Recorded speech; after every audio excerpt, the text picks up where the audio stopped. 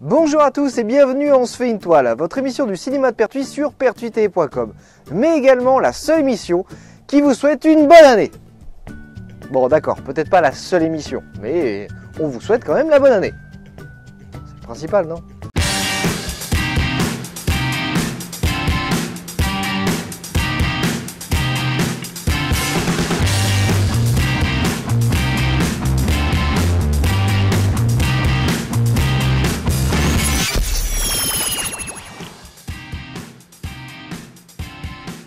Alors, cette semaine dans votre cinéma de Pertuis, si vous aimez les histoires qui tournent mal.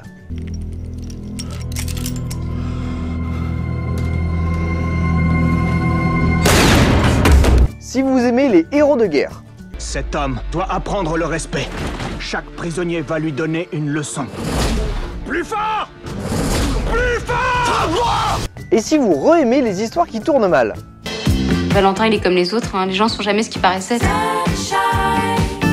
Derrière la façade, il y a souvent des secrets inavouables. C'est qui elle? Eh bien, vous êtes bien, on se fait une toile et on passe de suite aux bandes annonces ainsi qu'aux films qui sont toujours en salle.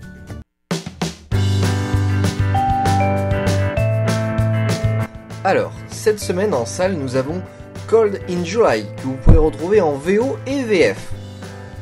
Valentin et Invincible. N'oubliez pas de cliquer sur les images pour pouvoir accéder aux bandes annonces.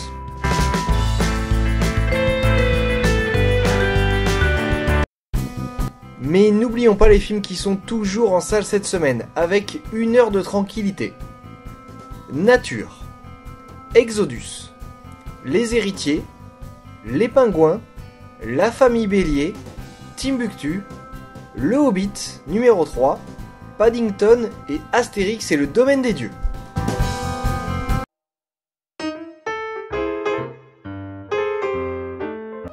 Alors, nous voici dans la seconde partie de l'émission. Et cette semaine, je ne vais pas vous faire un critique d'un film, mais plutôt faire un récapitulatif de tous les films qui m'ont marqué en 2014. Et il y en a pas mal. Mais le film qui m'a le plus marqué, mon préféré, mon chouchou, c'est The Grand Budapest Hotel de Monsieur Wes Anderson. C'est une référence. Voilà, je vous invite à voir la critique que j'avais écrite sur ce film lors de sa sortie. Mais pour moi, voilà, j'adore les dialogues, les décors, les personnages, le scénario qui est complètement décalé. Bref, c'est un chef-d'œuvre. Bon, maintenant je vais vous faire la liste des films, mais par catégorie. Et je commence de suite par les films de super-héros. Alors, cette année, nous avons eu droit aux Gardiens de la Galaxie, à X-Men Day of Future Past et Captain America 2. Et franchement, j'ai adoré les trois. Même s'il faut reconnaître que la bande-son des Gardiens de la Galaxie déchire, mais vraiment tout. Elle est géniale. Je vous recommande d'ailleurs de l'acheter et de l'écouter. Et surtout, c'est le scénario de Captain America 2 qui est vraiment très bien. D'ailleurs, je vous invite à regarder la série Agent of S.H.I.E.L.D. qui suit l'histoire de Captain America et de tout l'univers Marvel. Alors, on passe maintenant à la catégorie comédie. Donc on a commencé l'année avec Babysitting, Bon Rétablissement, Barbecue, Les Recettes du Bonheur, Qu'est-ce qu'on a fait au bon Dieu, Africa Yoli, etc., etc.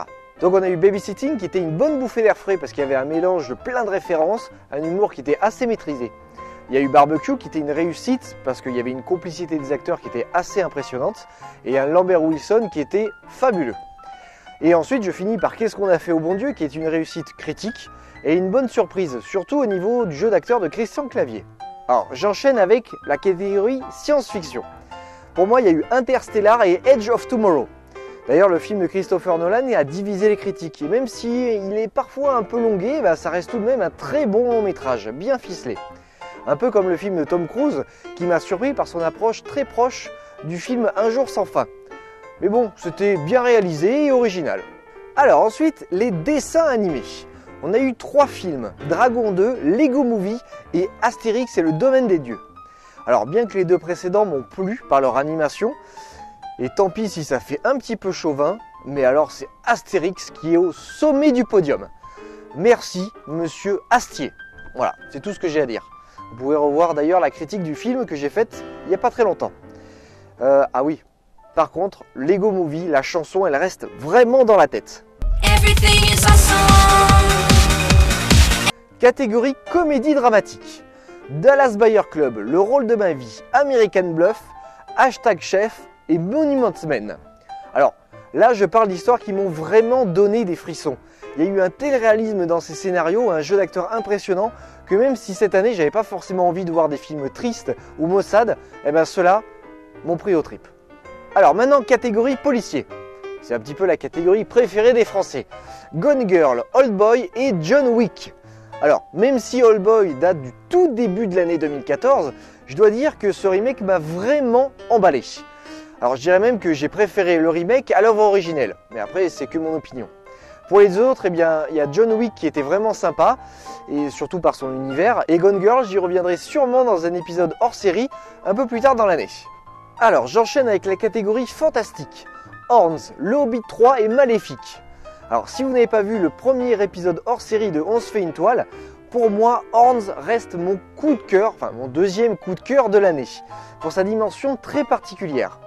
Après, il y a Le Hobbit, qui conserve quand même une notoriété assez universelle et assez importante, et qui était parfait pour conclure la saga de Peter Jackson. Et Maléfique, ce film a permis de confronter une nouvelle approche des contes de fées et d'avoir un jeu de rôle beaucoup plus varié pour Angelina Jolie. Alors, je finis par une catégorie divers, ou des films qu'on a pu voir au cinéma ou directement en DVD. Wrong Cop, Hot Thomas, Ordure et Batman Assaut en Arkham. Ok, d'accord, vous êtes en train de me dire, mais qu'est-ce que c'est que ces films, hein? Où c'est qu'il les a vus? Et encore, il y en a plein d'autres qui sont vraiment très bien. Mais bon, j'y reviendrai peut-être sur un autre hors-série également. Donc, Wrong Cop, c'était vraiment un film très space. Je vous invite un peu à voir, en fait, c'est assez particulier. Mais finalement, c'est drôle et déroutant. Après, on a Hot Thomas, qui était un petit film surnaturel qui est sorti directement en DVD et qui est très très bien fait. Et ensuite, on a Ordure avec James McAvoy. Oui, celui qui joue le professeur Xavier dans les nouveaux X-Men. Oui, celui-là même. Oui, qui avait également joué dans Wanted. Bon, celui-là, à la limite, à laisser de côté. Mais ce film-là est assez sympa parce que, disons qu'il n'est pas franchement pour tous les publics. Il a un côté très subversif qui est assez jouissif. Et je finis par Batman Assaut en Arkham, un dessin animé qui se situe dans la chronologie des jeux Batman Arkham Asylum. Voilà, un petit fan film très très sympa et très bien réalisé. Alors voilà, c'était mon palmarès 2014. Alors évidemment, je n'ai pas parlé de tous les films. Parce que simplement, il y en a qui m'ont pas plu, ou alors j'ai pas pu aller les voir. Voilà, pas trop de temps. Mais bon, vous inquiétez pas, sur certains films, je reviendrai dans des épisodes hors série, comme j'ai pu le faire pour Horns. Voilà, bon écoutez, on passe à la suite.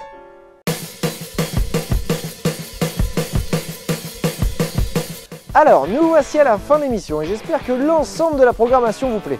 Nous, on se retrouve la semaine prochaine pour une nouvelle émission et d'ici là, je vous souhaite de voir de bons films. Allez, salut!